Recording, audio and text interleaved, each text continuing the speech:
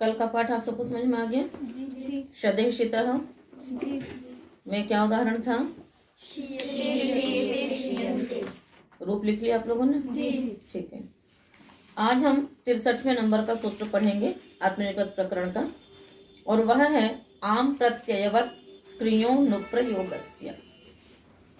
आम प्रत्ययवत अव्ययपदम, क्रियः षष्ठी का एक वचन, अनुप्रयोगस्य षष्ठी का एक वचन। समास करेंगे। आम प्रत्ययः यस्मात् स आम प्रत्ययः। क्या हुआ समास?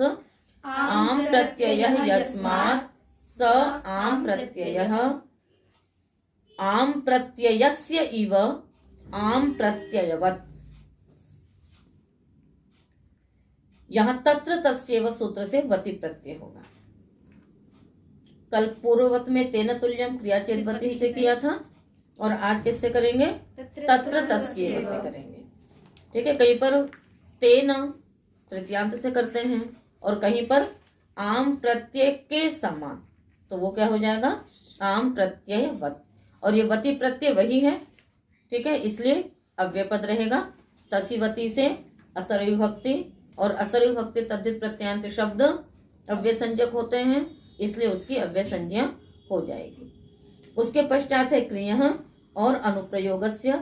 इन दोनों में समास नहीं है। आत्मनेपदम का अधिकार चल रहा है। सूत्र का अर्थ होगा आम प्रत्ययस्य इव धातोः अनुप्रयोगस्य क्रियः आत्मनेपदम भवति। क्या अर्थ हुआ? आम प्रत्ययस्य इव धातोः अनुप्रयोगस्य क्रियः आत्मनेपदम भवति। ठीक है। तात्पर्य क्या हो जाएगा? आम प्रत्ययस्य इव। आम प्रत्यय में हमने समास किया। आम प्रत्यय हुआ है जिससे, आम प्रत्ययः यस्मात्, आम प्रत्यय हुआ है जिससे, वो क्या कहलाया? आम प्रत्यय। ठीक है। और आम प्रत्यय के समान, यानी आम प्रत्यय जिस धातु से हुआ है उसी के समान जो अनुप्रयोग वाली क्रिय धातु है उससे भी आत्मनेपद होता है। ठीक है। अब आप सोच रहे होंगे कि आम प्रत्यय क्या है और ये अनुप्रयोग क्या है। ठीक है। आप लोगों ने जब आत्मनेपद में कुछ रूप याद किए होंगे, जैसे एधान चक्रे। ठीक है।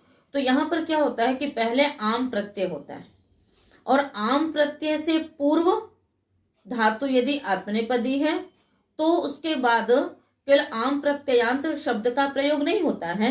उसके बाद क्रिय का अनुप्रयोग होता है। अनु माने पीछे, पीछे से उसका प्रयोग होना। तो एधाम बन गया, और एधाम के बाद फिर हम क्या करते हैं? क्रिय का अनुप्रयोग करते हैं।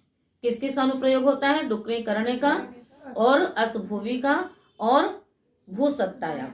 तीन बनाते हैं ना रूप। एधान चक्रे, एधाम बभूव, एधाम मास। तो आम प्रत्यय होने के बाद तीन धातुओं का अनुप्रयोग होता है। उन तीन धातुओं में क्रिय धातु भी है। ठीक है। तो अब उसके बाद जैसे भू धातु है तो वो तो नित्य परस्मैपदी है, इसलिए भू धातु से नित्य परस्मैपद हो जाएगा अनुप्रयोग वाली भू धातु से। असभुवी धातु भी क्या है? परस्मैपदी है, इसलिए आप अस का अनुप्रयोग करेंगे तो उसमें भी क्या होगा? परस्मैपद के ही रूप बनेंगे। किंतु जो क्रिय धातु है डुक्री करणे, ये उभयपदी है। नित्य धातुएं कैसी होती हैं? उभयपदी होती हैं। क्रिया का फल जब कर्ता को प्राप्त होता है तो आत्मनेपद, और जब दूसरे को मिलता है तो परस्मैपद। इसलिए क्रिय धातु में अब ये संदेह हो गया कि हम यहाँ पर क्रिय धातु से परस्मैपद लाएं अथवा आत्मनेपद लाएं। तो इसने कहा कि आम प्रत्यय हुआ है जिस धातु से, वो धातु जैसी होगी, यदि वो धातु आत्मनेपदी है तो अनुप्रयोग वाली क्रिय धातु से भी क्या होगा? आत्मनेपद होगा।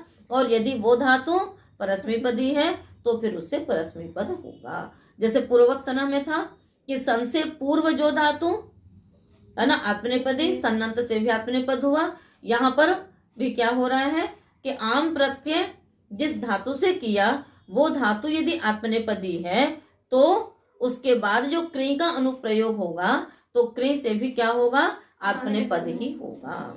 इसलिए हम क्या रूप चलाते हैं, एधान चक्रे, आत्मनेपद का रूप चलाते हैं। और बभूव और आस तो नित्य परस्मैपदी हैं, इसलिए उनमें हमेशा ही परस्मैपद रहता है। यहाँ तक बात समझ में आ गई आपको?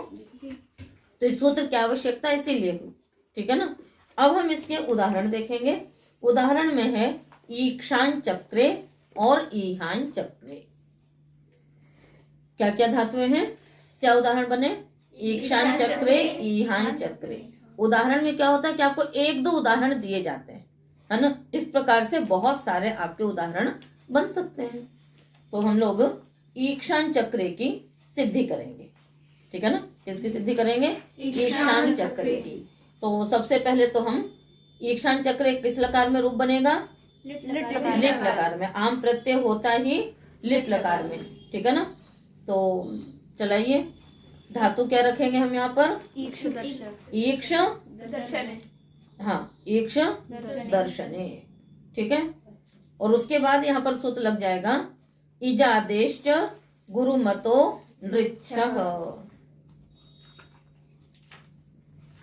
क्या है सूत्र, इजादेश गुरुमतो नृच्छः। उससे भी पहले हम बताइए, आम प्रत्यय करने वाला सूत्र है, पर उससे पहले हमने क्या किया, ईक्ष धातु रखी, उसके पश्चात आके तो उपदेश जनुनासिक के संज्ञा हो जाएगी ईक्ष, उसके पश्चात परोक्षे लिट। क्या है सूत्र, परोक्षे लिट। क्या है अर्थ मालूम है, धातो हो अनद्यतने परोक्षे भूते यह परश्च भवति। तो यहाँ पर अनद्यतन परोक्ष भूतकाल में हमने क्या लिया, लिट प्रत्यय लिया। उसके पश्चात सूत्र है इजादेश गुरुमतो नृच्छः, ठीक है। ये सूत्र निकाल लीजिए, तृतीय अध्याय के प्रथम पाद का ही ये सूत्र है। हाँ, इजादेश गुरुमतो नृच्छः, ठीक है। क्या अर्थ हो सकता है इसका, ऊपर सूत्र है कास प्रत्यया दाम मंत्रे लिटि, ऊपर उससे आम अमंत्रे लिटि, इन सबकी वृत्ति आ रही है। किस किस की आ रही है, आम अमंत्रे लिटि, ठीक है।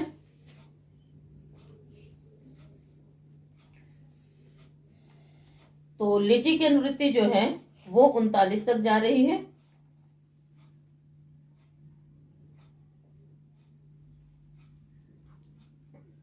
सभी की अनुवृत्तियां 39 तक जा रही है, ठीक है। सूत्र का अर्थ करेंगे, इजादेह पंचमी का एक वचन है, गुरुमतः भी पंचमी का एक वचन है। तो सूत्र का अर्थ होगा इजादेह गुरुमतः धातोः लिटि परतः आम प्रत्ययः परश्च भवति अमंत्रे।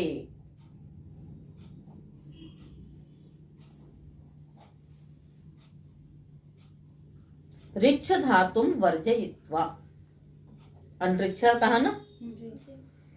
इजादेह गुरुमतः धातोः लिटि परतः आम प्रत्ययः परश्च भवति अमंत्रे ऋच्छ धातुम वर्जयित्वा।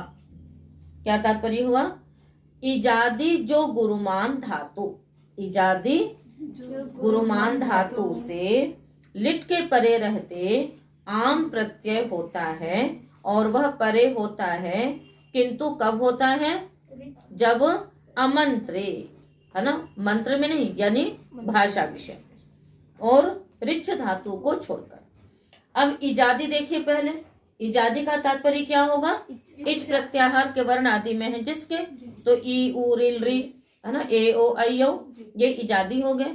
उसके बाद है गुरुमान, उसके बाद क्या है, गुरुमान। गुरुमान का तात्पर्य क्या होता है,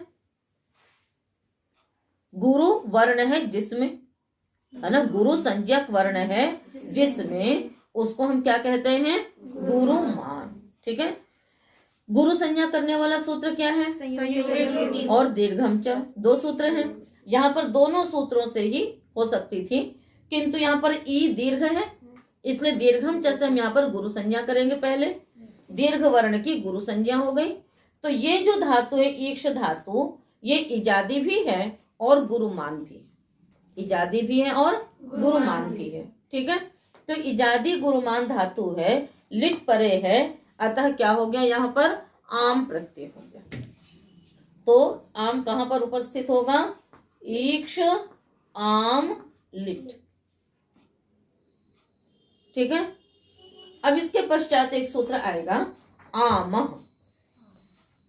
द्वितीय अध्याय के चतुर्थ पाद का सूत्र निकाल लीजिए।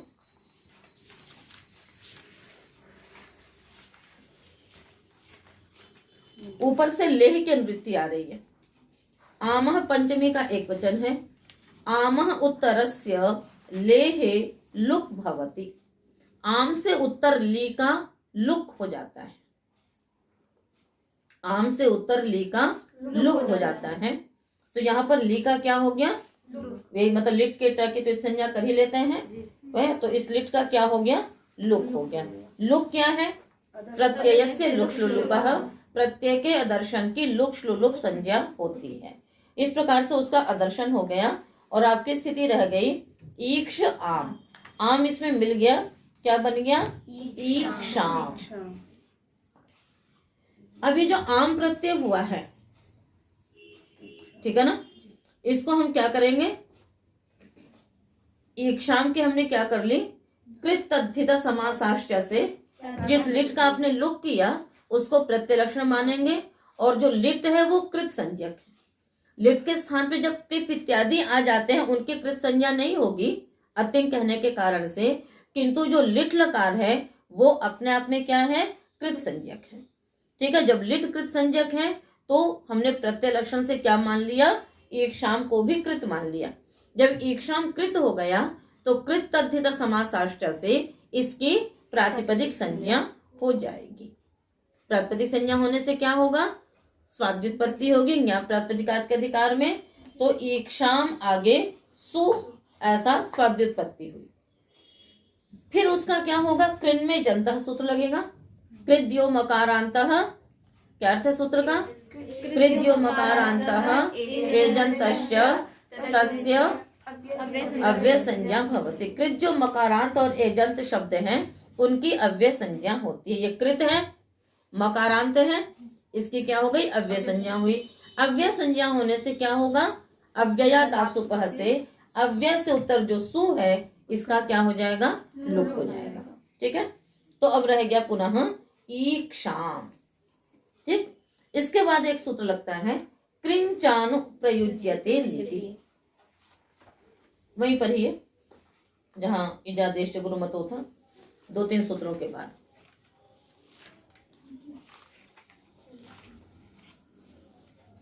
सूत्र का अर्थ होगा लिटि परतः क्री प्रयुज्यते। कुत्र प्रयुज्यते? आम प्रत्ययान्तस्य धातोः लिटि परतः क्री अनुप्रयुज्यते। आम प्रत्ययांत धातु से क्री का अनुप्रयोग होता है लिट के परे रहते। ठीक है, तो वैसा आप लिट का लुक कर चुके हैं, किंतु इस सूत्र में कहा पुनः कि आम प्रत्यांत धातु से क्री का अनुप्रयोग होता है लिट परे रहते, तो क्री का अनुप्रयोग करेंगे और लिट इसमें कहा गया है लिट परे रहते, अतः फिर क्री के बाद लिट लाएंगे। आई बात समझ में? पहले जो लिट था उस लिट का हमने क्या कर दिया? लुक कर दिया, किंतु उसके बाद फिर क्या किया? जब सूत्र में कहा कि क्री का अनुप्रयोग होता है लिट परे रहते, तो इस सूत्र कथन सामर्थ्य से पुनः क्या हो जाएगा? क्री भी आएगा और लिट का मतलब लिट प्रत्यय भी उसके परे होगा। ठीक है, अब विचार यहाँ पर यह करना है कि यहाँ पर जो क्री है उससे केवल क्री धातु का अनुप्रयोग नहीं होता है, अपितु क्री प्रत्याहार है, और वो क्री प्रत्याहार है संपद्य कृपस्थ योगे कर्तरिच्वी, है ना, यहाँ का क्री लेते हैं और उसके पश्चात जो क्रियो द्वितीय तृतीय चतुर्थ शंभ बीजात कृशो सूत्र है वहां का यहाँ लेते हैं। सूत्र निकालिए। कृपस्थ योगे संपद्य कर्तरिच्वी ही, ये सूत्र कहाँ है? पंचम अध्याय के चतुर्थ पाद के 50वें नंबर का सूत्र है। और उसके पश्चात क्रियो द्वितीय तृतीय शंभ बीजात कृशो, ये 58 नंबर का सूत्र है। इनके बीच में ये 3 धातुएं आती हैं। क्रीभस्ति, क्री भू अस्ति, ये तीनों धातुएं आ गई। उसके बाद अंत में पुनः क्री धातु ही आई। तो इस प्रकार से कितनी धातुएं आ गई इस प्रत्याहार में? 3 आ गई। क्री भू अस, ठीक है। तो क्रिं चानु प्रयुज्यते लिटि सूत्र में जो क्री है उसको आपको ये ध्यान में रखना है कि वो क्री धातु नहीं है, अभी तो क्री प्रत्याहार है। और उस क्री प्रत्याहार में 3 धातुओं का समावेश होता है। कहां से कहां तक वो प्रत्याहार लिया? कृपस्थ योगे के क्री से लेकर के क्रियो द्वितीय के यं तक।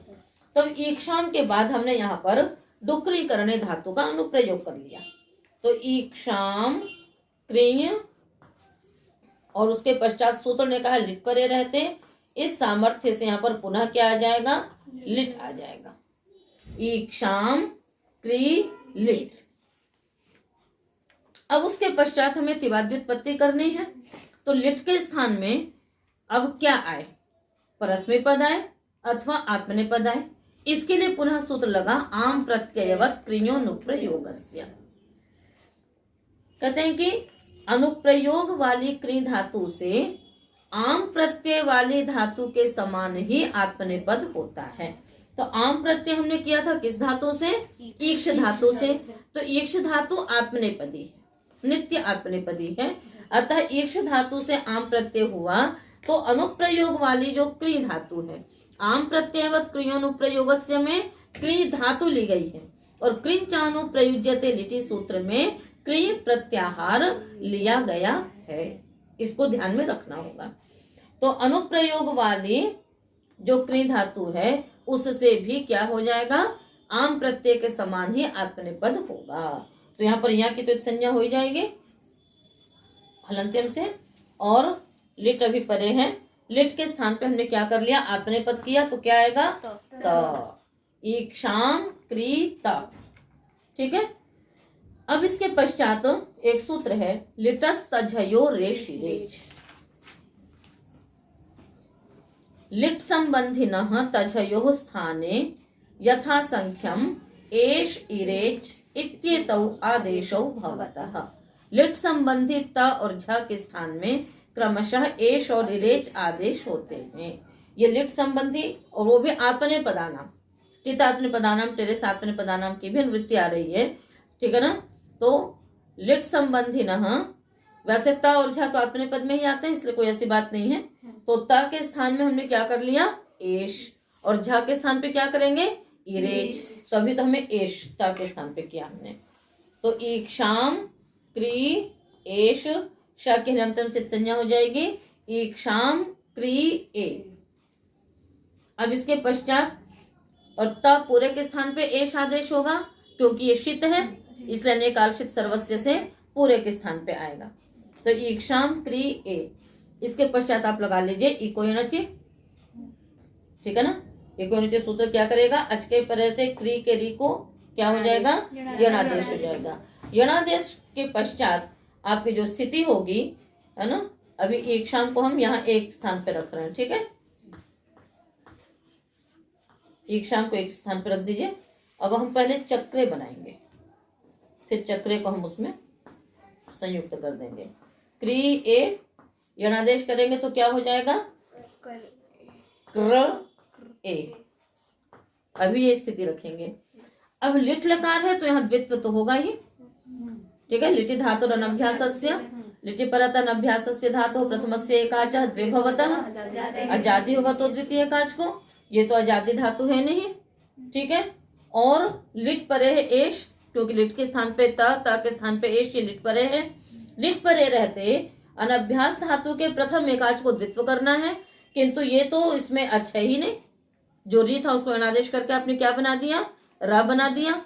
अब यहाँ क्या होगा, शाबाश, क्या लगेगा, द्विर्वचन नेति। ठीक है ना, द्विर्वचन निमित्तक अच के परे रहते जो अजादेश वह द्वित्व करने के प्रति ही स्थानीय रूप हो जाता है। तो ये अच पर प्रत्यय है, इसी लिट को मान करके द्वित्व करेंगे, इसलिए द्विर्वचन निमित्तक अच है। द्विर्वचन निमित्तक अच के परे रहते अजादेश क्या किया, री अच के स्थान पर र यणादेश किया, वह द्वित्व करने के प्रति ही स्थानीय रूप हो जाएगा, रूपातिदेश होगा। अतः हम क्या द्वित्व करेंगे बताइए, क्री क्र, यही होगा ना, क्री क्र ए। पूर्वाभ्यास हलादि शेष, ठीक है, उसके पश्चात उरत लग जाएगा, उरत लग करके क्या बनेगा, कर क्र ए, फिर हलादि शेष क क्र ए, कुहोष्टुः से का को क्या हो जाएगा, चवर्गादेश, क्या बन गया, चक्र ए चक्रे। ठीक है, समझ में आया। सबसे पहले हमने क्री का अनुप्रयोग किया, क्री, फिर लिटस्थ ये आम प्रत्यवत क्रिय अनुप्रयोग से सातवें पद ता आएगा, पुनः लिटस्थ झयोरेश से एश होगा, फिर यणादेश, उसके पश्चात द्वित्व करेंगे, द्वित्व करने के लिए द्विर्वचन से रूपातिदेश करके उसके पश्चात अभ्यास कार्य करके अब स्थिति हुई आपकी ईक्षाम, ईक्षाम आगे चक्रे, यहां तक हो गया। अब इसके पश्चात सूत्र लगाइए, मोनुस्वार, इससे क्या हो जाएगा, पदांत मकार को अनुस्वार होगा, ईक्षां चक्रे, अनुस्वार से परसवर्ण, यह के पहले अनुस्वार को परसवर्ण होगा, च का परसवर्ण य, तो ईक्षां चक्रे बन गया, हो गया। कहीं कोई संदेह है, कोई शंका? हाँ बोलो मनीषा। ईक्षाम की पद संज्ञा नहीं होगी, वो एक पद नहीं होगा। पद संज्ञा करने के लिए तो इसमें स्वाद्युत्पत्ति की थी, तो फिर ये अनुस्वार से ही परसवर्ण से परस्वर्ण देश कैसे होगा, वो अपदांत में बोलता है ना। नहीं तो वो अपदांत नहीं करता है, वो सामान्य सूत्र है केवल, ठीक है ना। वो क्या करता है, पदांत हो चाहे अपदांत हो, उससे कोई वो नहीं रहता है। हाँ, अगला सूत्र पदांत में विकल्प जरूर करता है, किंतु अनुस्वार से ही परसवर्ण पदांत अपदांत दोनों में कर देता है, ठीक है। इसलिए अब पदांत है, इसलिए हम लोग ईक्षाण चक्रे भी प्रयोग कर सकते हैं और ईक्षाण चक्रे भी प्रयोग कर सकते हैं, ठीक है। तो ईक्षाण चक्र बन गया। इसी प्रकार ईह चेष्टायाम धातु, ईक्षाण चक्र का अर्थ क्या हो जाएगा, उसने देखा, ठीक है। जैसे आप प्रयोग कर सकती हैं कि सीता ने स्वर्ण मरीच को देखा, है ना, स्वर्ण मृग देखा, ठीक है। तो सीता स्वर्ण मृगम ईक्षाण चक्रे, क्योंकि परोक्ष है ना, तो इंद्रियों से परोक्ष हम इतिहास के उसमें प्रयोग करते हैं, तो आप ये प्रयोग कर सकती हैं कि सीता स्वर्ण मृगम ईक्षाण चक्रे, ठीक है। और ईहान चक्रे में ईह चेष्टायाम धातु है, जिसका अर्थ हो जाएगा चेष्टा किया, है ना, उसने चेष्टा की। कोई भी उसमें नया सूत्र नहीं है, बिल्कुल इसी प्रकार से उसकी सारी सिद्धि होगी।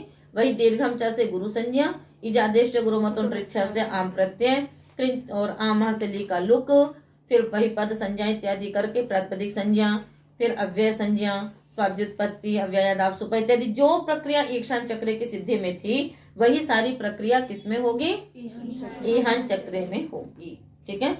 तो ये सूत्र आपको समझ में आ गया होगा किस लिए बनाया गया, कि जब आम प्रत्यय हो गया, अब आम प्रत्यय के बाद जब हमने क्री का अनुप्रयोग किया तो वो धातु उभयपदी है, हम परस्मै पद करें अथवा अपने पद करें, उसके निर्धारण करने के लिए ही ये सूत्र बनाया गया है, ठीक है।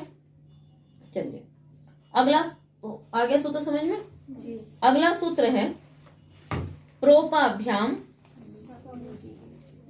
आम प्रत्यवत क्रियानुप्रयोगस्य, अगला सूत्र बोलो, प्रोपाभ्याम नहीं युजेर यज्ञ पात्रेषु, प्रोपाभ्याम युजेर यज्ञ पात्रेषु, ठीक है। प्रोपाभ्याम पंचमी का द्विवचन, युजे है पंचमी का एक वचन। अयज्य पात्रेषु सप्तमी का एक वचन, बहुवचन। हाँ बहुवचन। प्रश्च उपश्च इति प्रोपौ ताभ्याम प्रोपाभ्याम इतरेतर द्वंद्व समास हो गया। यज्ञस्य पात्राणि यज्ञ पात्राणि न यज्ञ पात्राणि अयज्ञ पात्राणि तेषु अयज्ञ पात्रेषु। हो गया। अर्थ करेंगे सूत्र का। प्र उप इत्येवं पूर्वात् युज धातोः आत्मनेपदं भवति अयज्य पात्र प्रयोग विषये।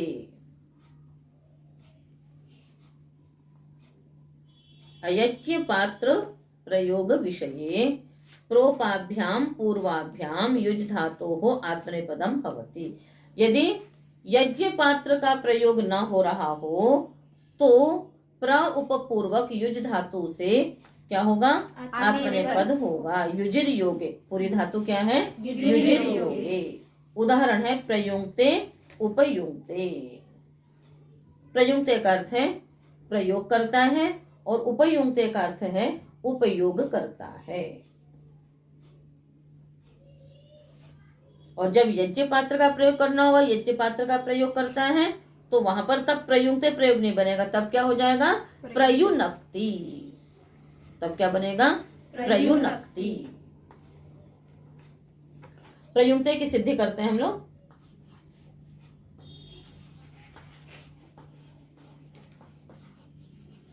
ठीक है। प्रपूर्वक युजिर योग्य धातु है। युजिर का क्या शेष बचेगा? युज। र और री की संज्ञा हो जाएंगे। प्रयुज, आगे अपने पद होना है।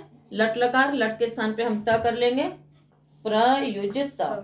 ये जो धातु है ये रुधादिगण की है। कहाँ की है ये? रुधादिगण की है। ठीक है ना। रुधादिगण के होने के कारण से हम यहाँ पर क्या लगाएंगे? रुधादिभ्य श्नम। रुधादिभ्य धातुभ्य कर्तरी सार्वधातु के परतः श्नम प्रत्यय परश्च भवति। तो श्नम कैसे स्थित होगा? चलिए ध्यान में, आप लोगों को अच्छी बात है। तो यु श्नम, श्नम का क्या शेष बचेगा? न। प्रयु न, उसके पश्चात ज और उसके पश्चात त। प्रयुनज त। इसके पश्चात क्या सूत्र लग जाएगा? श्नसोरल लोपः। अपित सार्वधातुंगित्वत् भवति। इसके कारण से जो त है तिंशित सार्वधातुकम से इसकी सार्वधातुक संज्ञा है। उसके पश्चात सार्वधातुकम अपित से यंगित्वत् है तो श्नसोरल लोपः। ठीक है। क्या अर्थ है इसका? हाँ, लोप होती किंगिति सार्वधातु के परतः। तो इंगित सार्वधातुक प्रत्यय परे है। इष्णम के आकार का क्या हो गया? लोप। क्या रह गया? युंजत। चोहपुः है ना। झलि परतः च वर्गस्य स्थाने क वर्गादेशो भवति। तो स्थानांतरतम से ज के स्थान पे क्या होगा? ग आदेश होगा। तो प्रयुनग। ठीक है। उसके पश्चात खरिच, खरि परतः है ना। झलाम चरादेशो भवति। झल में गा आता है, इसको चरादेश हो गया। क्या बन गया? प्रयुनक। फिर नश्च अपदान्तस्य झलि, अपदान्तस्य नकारस्य मकारस्य झलि परतः अनुस्वारो भवति। झल परे है का, अपदांत नकार है, इसको क्या हो गया? अनुस्वार हो गया। फिर अनुस्वार से परसवर्ण, परसवर्ण करने के लिए का परसवर्णी होगा तो अंतिम वर्ण गा आएगा। प्रयुंक्त टितात्म पदानाम टेरे से एक होकर के क्या बन जाएगा? प्रयुंक्ते। इसी प्रकार से उपयुंक्ते। प्रयुंक्ते यानी प्रयोग करता है, उपयुंक्ते यानी उपयोग करता है। अब युंक्ते, ठीक है, युंक्ते माने जोड़ता है। प्रयुंक्ते प्रयोग करना। थोड़ा थोड़ा उपसर्ग लगने से प्रयोग और उपयोग में बहुत अंतर हो जाता है। तो इस प्रकार से यहाँ पर ये आत्मनेपद होता है। ठीक है। इसके पश्चात अगला सूत्र है समः क्षुणुवः। समः पंचमी का एक वचन, क्षुणुवः पंचमी का एक वचन।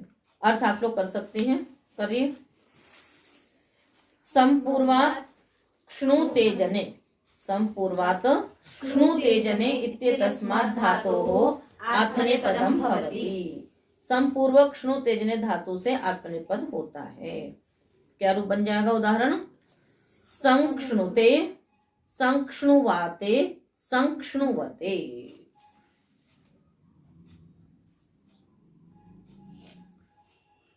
तो क्षणु तेजने धातु अदादिगण की है, शप आएगा और अधिक प्रभृति शप से उसका लुक हो जाएगा। तो सम क्षणु तव टेतात्मपदानम टेरे संक्षणुते। संक्षणुवाते में क्या लग जाएगा? सम क्षणु आताम अचिष्णु धातु भ्रुवाम योरियंगु वंगौ, उससे। और सर्वत्र आप वो भी कर लेना ना, संक्षणुते में क्षणु आगे त सार्वधातु कार्ध धातु का योग से गुण की प्राप्ति, उसके पश्चात अपित सार्वधातु विद्वत होने से किंगितिच से गुण का निषेध। तो संक्षणुते, संक्षणुवाते में भी गुण की प्राप्ति, गुण का निषेध करके फिर अचिष्णु धातु भ्रुवाम योरियंगु वंगौ से वंगादेश, सूत्र का अर्थ आप सबको मालूम है। तो संक्षणुवाते और आताम को, आम को एक किससे हो जाएगा? टितात्मपदानम टेरे से। और फिर संक्षणुवते, ठीक है। संक्षणुवते में यहाँ पर झोंता से अंत आदेश न होकर के क्या लगेगा? आत्मनेपदेष्वन्तः। अनकारांत अंग बन गया क्योंकि उवंगादेश होने से। उवंगादेश भी छोड़िए, संक्षणु उकारांत है ये, इसलिए तो अतादेश होगा, उसके पश्चात उवंगादेश हो जाएगा अच के परे रहते। तो संक्षणुवत और फिर टितात्मपदानम टेरे लग करके संक्षणुवते। तो संक्षणुते, संक्षणुवाते, संक्षणुवते, ठीक है। आगे भुजो न वने, भुजः पंचमी का एक वचन, अनवने सप्तमी का एक वचन। न अवनम अनवनम तस्मिन अनवने।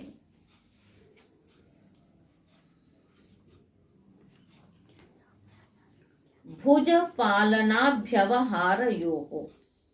ये धातु सूत्र का अर्थ करेंगे। अनवने अर्थे वर्तमानात् भुज पालनाभ्यवहारयोः इत्येतस्मात् धातोः आत्मनेपदं भवति। अनवन, अनवन यानी न अवन, अवन मने रक्षा करना, अवरक्षणे। जो भुज पालनाभ्यवहारयोः धातु, इसके दो अर्थ हैं, पालन और अभ्यवहार। अभ्यवहार मने क्या होता है? खाना। अभ्यवहरति मतलब खाता है। और पालन का अर्थ आप जानती हैं, रक्षा करना। इस सूत्र ने कहा कि उसके दो अर्थ हैं, तो जो अवन अर्थ है उसको छोड़ करके, यानी पालन अर्थ को छोड़ करके कौन सा अर्थ बच गया? खाना। अभ्यवहार अर्थ बच गया, यानी उस अर्थ में भुज धातु से आत्मनेपद होता है। और जब अवन अर्थ होगा तो क्या हो जाएगा? उसमें परस्मय पद रहेगा, ठीक है। जब अवन अर्थात पालन करना अर्थ होगा तो क्या होगा? परस्मय पद होगा। और जब अनवन अर्थ होगा, यानी अवन अर्थ पालन अर्थ को छोड़ करके जब केवल खाना अर्थ होगा, तब इस धातु से क्या होगा? आत्मनेपद होगा, ठीक है। उदाहरण है भूंगते, भुंजाते, भुंजते। भूंगते की सिद्धि आप युंगते की तरह कर लेंगे। भुज धातु है, उसके पश्चात उसी प्रकार से अपने पदता आएगा। फिर स्नम, स्नम मिदचोन्त्यात् पर संत्य से परे बैठेगा। भूनज, स्नसोरल लोप, अकार का लोप। फिर चौकुह, खरिच, नष्ट अपदांत से झली, अनुस्वार से पर सवर्ण, भूंगत टितात्मपदानम टेरे भूंगते बन गया। अब इसके पश्चात भुंजाते, भुंजाते में क्या स्थिति है? भुंज आगे आताम है। अब यहाँ पर क्योंकि झल परे नहीं है इसलिए चोहकू, खर्चे इत्यादि कोई सूत्र नहीं लगेगा। कृष्णम के आकार का लोप होगा और फिर उसके पश्चात नष्ट पदांत से झलिए अनुस्वार से पर सवर्ण लग करके क्या बन जाएगा? भुंज आताम, भुंजाताम। और टीता आत्मपदानाम टेरे से टी भाग को एक होकर के क्या बन जाएगा? भुंजाते। और ठीक इसी प्रकार से भुंज अनकारांत अंग होने के कारण से झ को अतादेश होगा तो भुंजते। तो भूंगते, भुंजाते, भुंजते। वो धातु तो भुज है ना? हाँ। तो फिर वो उसका रुदादिगण में है।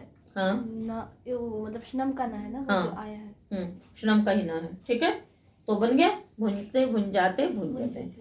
अब इसीलिए जो एक मंत्र है जिसको सब लोग भोजन करने के अर्थ में पढ़ते हैं, भोजन से पहले सहना ववतु सहनौ भुनक्तु, किंतु वहां भुनक्तु क्योंकि परस्मी पदी है, इसलिए यह निर्धारित होता है, निश्चित होता है कि ये जो मंत्र है ये भोजन करने से संबंधित नहीं है। यदि वहां पर आत्मने पद होता तो ये बात समझ में आती कि वहां पर भोजन करना अर्थ है। अब इसलिए किंतु केवल भुनक्तु को देख करके सब लोग क्या समझ लेते हैं कि सहना भवतु सहनौ भुनक्तु, ठीक है।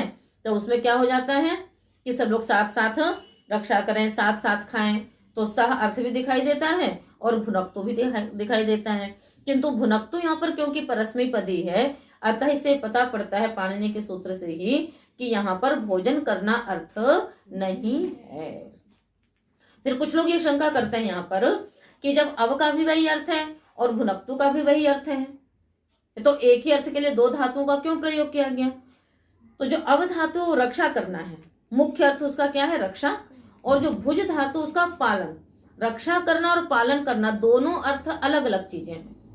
कई बार होता है कि हमने रक्षा कर ली किंतु हम उसका पालन कर रहे हैं, जरूरी नहीं है, ठीक है ना। तो हम साथ साथ मिलकर के एक दूसरे की रक्षा भी करें और एक दूसरे का पालन भी करें, है ना। ये जब गुरु और शिष्य जब शिक्षा प्रारंभ करते हैं तो तैत्तिरीय उपनिषद में जहां पर शिक्षा का प्रारंभ करने की बात कही गई वहां पर इस श्लोक को पढ़ा गया है, ठीक है। तो वहां पर तो भोजन करने का वैसे भी प्रसंग नहीं है, तो वहां पर शिक्षा की बातें हैं, तो इसलिए वहां पर अर्थ क्या होता है कि गुरु और शिष्य हम दोनों परस्पर एक दूसरे की रक्षा करें, एक दूसरे का पालन करें और सहनाववतु सहनौ भुनक्तु सह वीर्यम करवावहै, एक साथ हम सब शक्ति को प्राप्त करें।